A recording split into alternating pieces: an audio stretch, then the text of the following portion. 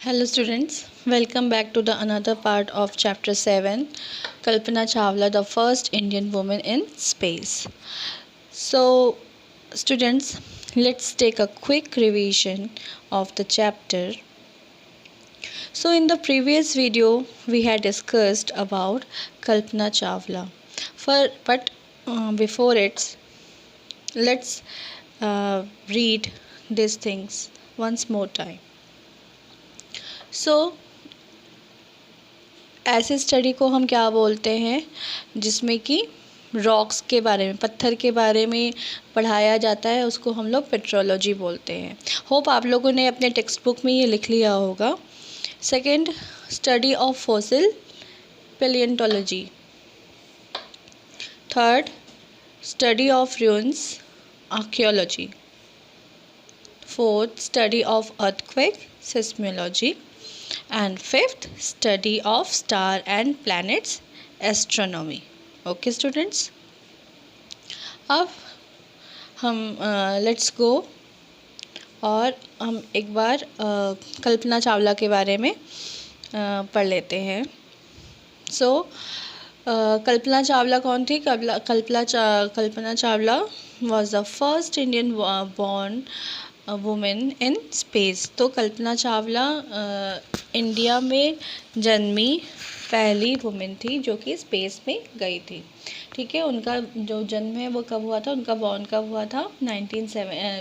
17 मार्च 1962 करनाल हरियाणा में हुआ था। ठीक है, उसके बाद उन्होंने जो है अपनी जो पढ़ाई थी वो करनाल में ही कंप्लीट करी। उसके बाद उन्होंने 12th जो है अपना वो टैगोर बाल निकेतन सीनियर सेकेंडरी स्कूल करनाल से ही कंप्लीट करने के बाद उन्होंने बीटेक कंप्लीट किया। और उन्होंने बीटेक एरोनॉटिकल इंजीनियरिंग जो कि पंजाब इंजीनियरिंग कॉलेज था वहाँ से उन्होंने कंप्लीट किया 1982 में। ठीक है, तो कल्पना जो थी वो क्या बनना चाहती थी? वो कल्पना जो थी वो हम एक एस्ट्रोनॉट्स बनना चाहते थे। उनको पता था कि ये इंडिया में पॉसिबल नहीं है। उनको पता था कि ये इंडिया में पॉसिबल नहीं है, इंडिया में रहकर वो एस्ट्रोनॉट नहीं बन सकती।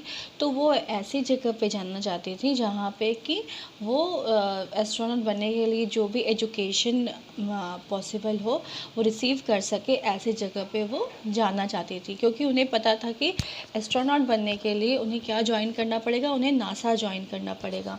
तो नासा ज्वाइन करना जो था उनका क्या था, उनका एम था। इसलिए वो क्या हुआ, वो यूनाइटेड स्टेट्स में जाके वो क्या हुआ, वो जो है वहाँ पे जाके वो शिफ्ट हो गई।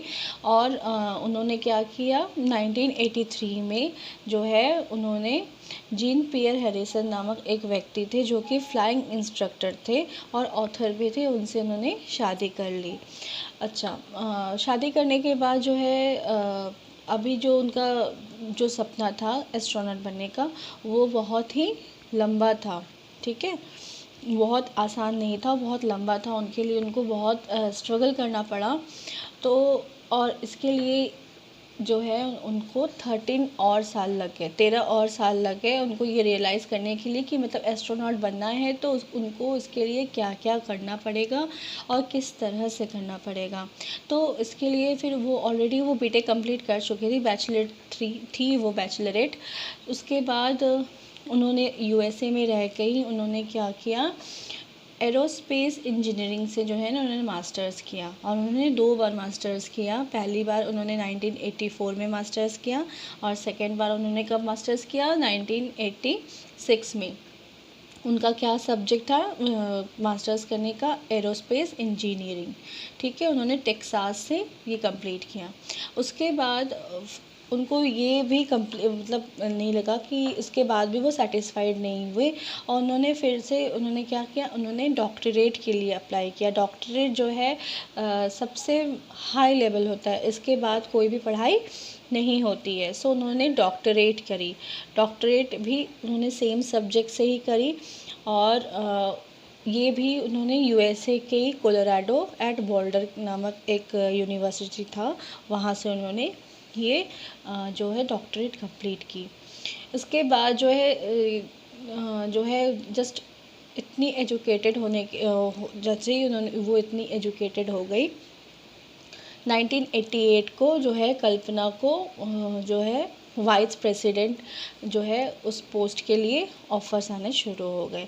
और उनको क्या वाइस प्रेसिडेंट कहाँ के लिए, ओवरसेट मेथड इनकॉर्पोरेटेड जो है नासा रिसर्च सेंटर, नासा का ही एक और ब्रांच था जिसका नाम था ओवरसेट मेथड्स इनकॉर्पोरेटेड। इसके लिए उन्हें वाइस प्रेसिडेंट का पोस्ट ऑफ़र होने लगा, ठीक है। लेकिन इसके बावजूद जो है अभी उनका सपना जो था एस्ट्रोनॉट बनने का, इसके लिए उनको अभी बहुत लंबा सफ़र तय करना था। लेकिन वो क्या है, उन्होंने इसके पीछे ड्रॉप नहीं किया, वो कंटिन्यू उसका पीछा करने लगे, अपने सपने का पीछा करने लगे। और लास्ट में अल्टीमेटली क्या हुआ, उन्होंने अर्न किया, क्या अर्न किया, कमर्शियल पायलट का लाइसेंस। मतलब वो अब जो है उनको अब लाइसेंस मिल गया था। उनको अब लाइसेंस क्या होता है, लाइसेंस एक रिटन परमिशन होता है कि नहीं आप जो है ऐसे इनको पायलट का लाइसेंस मिल गया। मतलब कि उनको सी प्लेन्स, एयरक्राफ्ट और ग्लाइडर्स, एरोप्लेन्स जो भी है वो चलाने का उनको लाइसेंस मिल गया था। उनको रिटन में एक परमिशन मिल गया था कि नहीं आप एलिजिबल हो, now you are eligible to जो है आप कुछ भी फ्लाई कर सकते हो, आप कुछ भी उड़ा सकते हो, ठीक है। तो हमने कल यहाँ तक ही पढ़ा था, अब आगे प्रोसीड करते हैं। सो कल्पना acquired US citizenship in 1991। तो क्योंकि वो कहाँ से थी, वो इंडिया से थी, और जो है इंडिया से होने के कारण जो है उनको तो यूएस का सिटीज़नशिप नहीं मिल सकता था। तो इसलिए उनको क्या हुआ, उनको 1991 में उन्होंने जॉन पियर हैरिसन से शादी की थी। इसलिए जो है उनको शादी के कुछ सालों बाद जो है उनको यूएस का सिटीजनशिप मिल गया। एक्वायर्ड मतलब मिल गया उनको, ठीक है। This made her eligible for joining the NASA astronaut corps, ठीक है। तो अब जो है वो क्या हुई, अब जैसे उनको सिटीज़नशिप मिल गया, क्योंकि नासा ज्वाइन करने के लिए उनको नासा ज्वाइन करना उनका एम था, और नासा ज्वाइन करने के लिए उनको यूएस का सिटीज़न होना बहुत ज़रूरी था, ठीक है।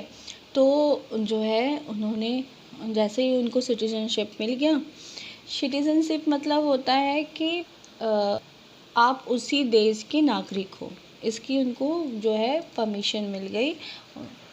तो जैसे ही उनको यूएस का सिटीजनशिप मिल गया तो क्या हुआ, वो क्या हुई, एलिजिबल हो गई, वो अब लायक हो गई कि वो नासा ज्वाइन कर सके, ठीक है। तो उन्होंने क्या किया, उन्होंने नासा में अप्लाई कर दिया कि अब मैं सिटीज़न भी हूँ यूएस का, अब मैं हर तरह से एलिजिबल हूँ ज्वाइन करने के लिए।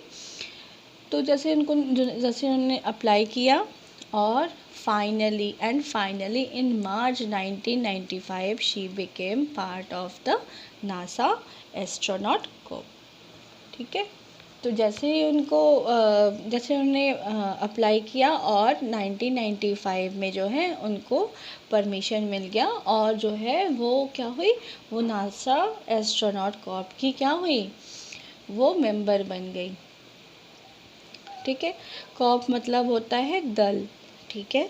तो अगर कोई स्पेस में जा रहा है, एस्ट्रोनॉट मैंने वैसे पहले एक्सप्लेन किया था कि एस्ट्रोनॉट मतलब वैसे लोग जो कि स्पेस में जाते हैं। तो बट ऑब्वियस अकेले कोई नहीं जाएगा, वो एक टीम में जाएंगे, तो उस टीम को क्या बोलेंगे, कॉर्प, ठीक है। तो नासा एस्ट्रोनॉट कॉर्प, ठीक है। इन 1996 she was selected for her first space mission. और जैसे 1995 में उनको जो है वो नासा की पार्ट बन गई थी एस्ट्रोनॉट कॉर्प्स के लिए, और 1996 में जो है वो क्या हुई, वो सेलेक्ट की गई फर्स्ट स्पेस मिशन के लिए, ठीक है। So Kalpana's first space mission was scheduled for 1997, ठीक है। तो कल्पना चावला का जो फर्स्ट मिशन था वो कब शेड्यूल हुआ? 1997 में। 1997 में ये जो मिशन था वो स्पेस में जाया था, उसके लिए जो है शेड्यूल्ड हुआ था। She joined the 6 astronaut team on space shuttle Columbia flight STS-87 as a mission specialist and primary robotic arm operator. ठीक है। तो वो किस लिए उन जो वो और 6 एस्ट्रोनॉट को जो है इस स्पेस मिशन के लिए ज्वाइन करने वाली थी। मतलब कल्पना के साथ साथ और 6 एस्ट्रोनॉट भी उनके साथ जाने वाले थे। किससे जाने वाले थे? Space shuttle Columbia flight STS-87। ठीक है। और वो इस जो मिशन था, इस मिशन में वो क्या थी? Specialist and primary robotic arm operator. जो उसमें एक रोबोट था, उस रोबोट को कैसे ऑपरेट करना है उसके ऑपरेटर के हिसाब से वो उस शटल में जा रही थी। Thus, she became the first Indian born woman and second Indian after Rakesh Sharma to fly in space. ठीक है। इस तरह से क्या है? 10 मतलब इस तरह वो क्या है? वो फर्स्ट इंडियन वुमेन बनी। ठीक है। तो वो फर्स्ट इंडियन वुमेन बनी जो कि स्पेस में गई, और सेकंड इंडियन बनी क्योंकि पहली बार कौन गए थे? पहली बार राकेश शर्मा गए थे, और ये कौन थी? ये सेकंड थी एज अ इंडियन जो कि स्पेस में गए। Kalpana's first mission involved a journey of over 10.5 million miles in 252 orbits of the Earth. So कल्पना का जो ये फर्स्ट मिशन था, ये और उस मिशन में जो उन्होंने जर्नी की थी वो कितनी लंबी जर्नी थी? वो अर्थ मतलब पृथ्वी का जो 252 ऑर्बिट्स था उससे 10.4 मिलियंस माइल्स की दूरी तक उन्होंने जो है जर्नी की थी। ठीक है। तो ये करीब आपका लगभग 1 करोड़ माइल्स लमसम इतनी दूरी वो पृथ्वी से जो था इतनी दूरी पे उन्होंने सफ़र किया था। And she remained in space for 372 hours. तो वो स्पेस में कितने घंटे तक रही? उन्होंने 372 आवर्स मतलब 372 घंटे वो स्पेस में रही। लगभग 15 to 16 डेज़ वो स्पेस में रही, जो कि पृथ्वी के ऑर्बिट से कितनी दूरी पे थे? 10.4 मिलियन माइल्स की दूरी पर थे। Okay students, mark it down here and rest जो चैप्टर है वो हम नेक्स्ट वीडियो में एक्सप्लेन करेंगे।